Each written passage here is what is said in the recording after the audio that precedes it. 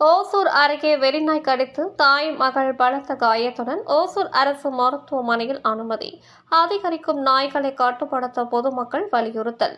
கிருஷ்ணகிரி மாவட்டம் ஓசூர் மாநகராட்சி 9வது வார்டிற்கு உட்பட்ட ஆவலப்பள்ளி அருகே வீட்டின் முன்பு விளையாடி வந்த குழந்தைகளை வெறிநாய் விரட்டி கடித்த நிலையில் அலறல் சத்தம் கேட்டு தன்யாஸ்ரீ வயது 4 என்னும் மகளை வெறிநாய் கடிப்பதைக் கண்டு அதிர்ச்சியடைந்த தாய் ஜோதி வயது 34 நாயிடமிருந்து மகளை மீட்க முயன்றபோது ஜோதியையும் வெறிநாய் கடித்து குதறியதில் இருவரும் பலத்த காயங்களுடன் ஓசூர் அரசு மருத்துவமனையில் அனுமதிக்கப்பட்டுள்ளனர்.